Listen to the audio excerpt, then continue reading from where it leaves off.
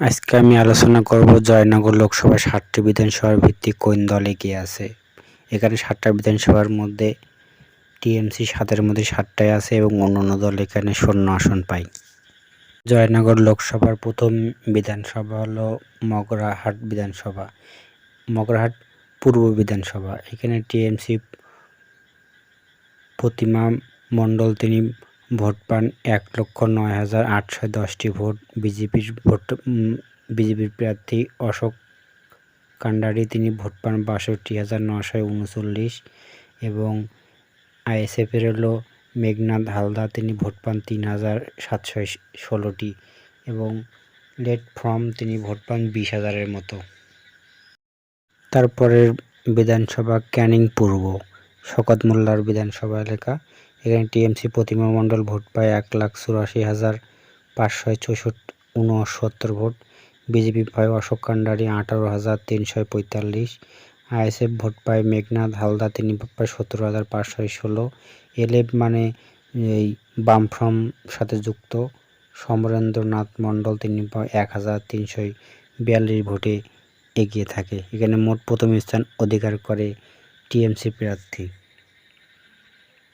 তার পরবর্তী বিধানসভা ক্যানিং পশ্চিম। এখানে টিএমসি প্রতিমা মণ্ডল ভোট পায় 1,32,888টি। বিজেপি ভোট পায় অশোক কান্ডারি তিনি 63,026টি। আইএসএফ ভোট পায় 14,867টি। এলএফ লেট ফ্রম ভোট পায় হলো সমরেন্দ্রনাথ মণ্ডল 2,890টি। এখানে প্রথম স্থান অধিকার করে টিএমসি। তারপরে বিধানসভা জয়নগর বিধানসভা। এখানে টিএমসি ভোট পায় প্রতিমা মণ্ডল 1,11,757।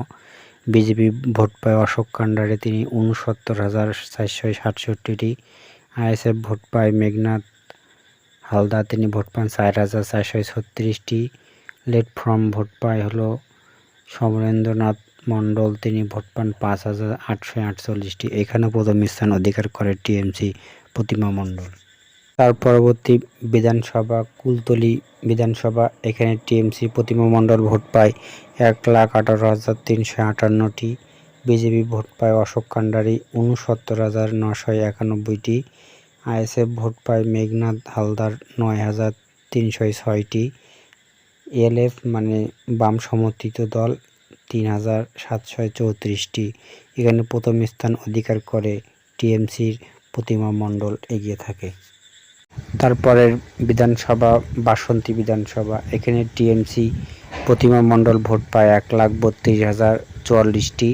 বিজেপি ভোট পায় অশোক কান্ডারি তিনি ভোট পান 54,043টি। আইএসএফ ভোট পায় মেঘনাথ হালদার 12,304টি। এলএফ মানে বাম সমর্থিত দল 3,419টি ভোট পেয়ে প্রথম স্থান অধিকার করে টিএমসি প্রতিমা মণ্ডল। তার পরবর্তী বিধানসভা গোসাবা বিধানসভা। এই বিধানসভায় টিএমসি প্রতিমা মণ্ডল ভোট পায় 1,01,627টি। বিজেপি ভোট পায় অশোক কান্ডারি তিনি ভোট পান 74,775টি। আইএসএফ ভোট পায় 3,117টি। এলএফ মানে বামফ্রন্ট থেকে সমরেন্দ্রনাথ মণ্ডল তিনি ভোট পান 2,018টি।